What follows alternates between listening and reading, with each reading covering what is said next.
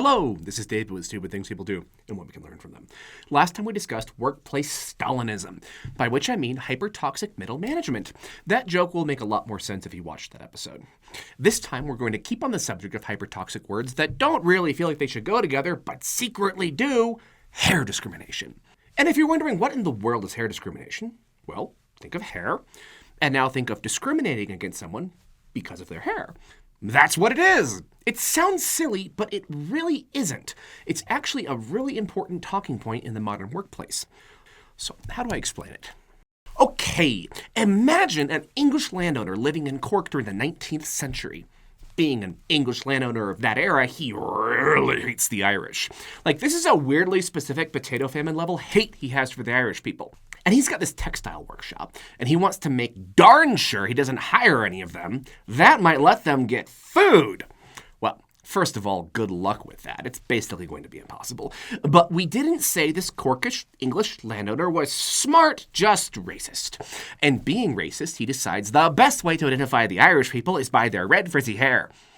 Never minding that not all Irish people have red frizzy hair or look the same. It's the thought that counts. And that's why hair discrimination matters.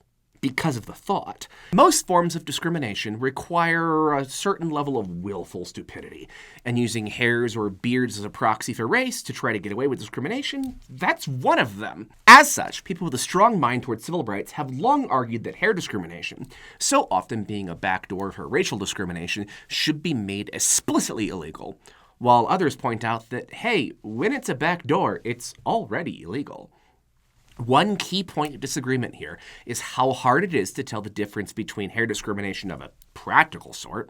I mean, you can't have neon green light-up hair and work for the family support section at the Orthodox morgue, and hair discrimination that is sneaky racism, like our potato famine factory example.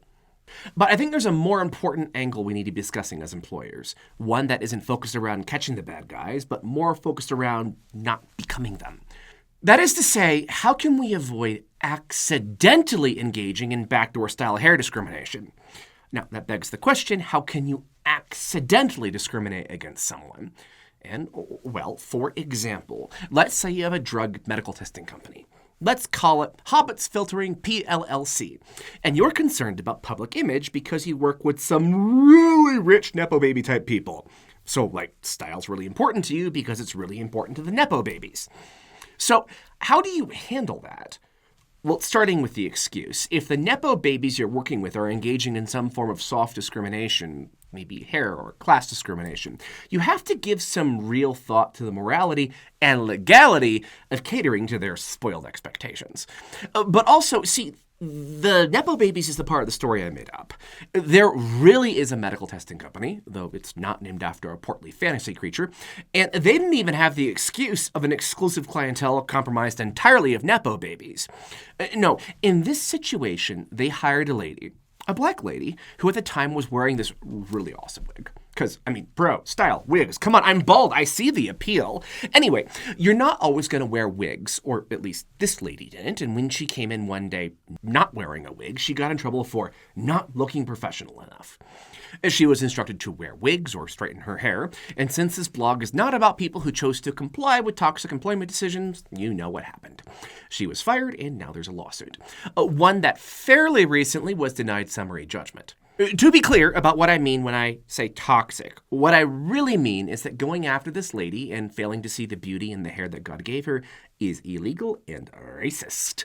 See, Title VII makes it illegal to base any employment decision on any race or immutable characteristic of race. So, hair.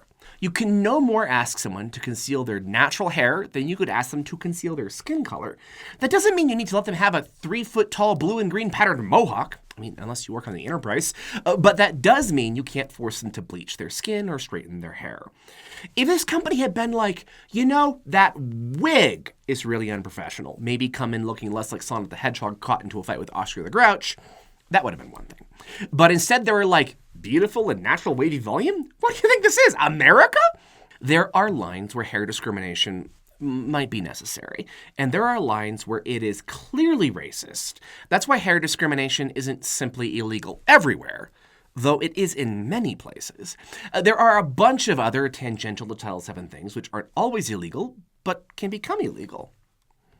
So, to my point, to avoid accidentally becoming the bad guys here when passing rules and policies for workplace professionalism, a good line in the sand can be you can control what people are allowed to add to their beauty. So you could forbid nose piercings, for example, barring religious practices, but you can't force them to take away from their natural beauty.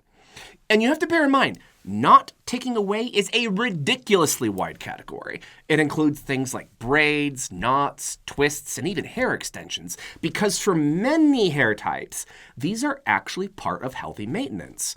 When someone is celebrating ethnic or national origins, suppressing it is, in a very real sense, suppressing part of someone's natural beauty, because heritage is part of who they are. Quick aside, the attorneys want me to note that actually you can limit how much of their natural beauty employees can show at work consistent with professional standards, but I'm pretty sure they're talking about bikinis, not hair. So, no bikinis at the office. Thanks for listening, and I'll see you next time.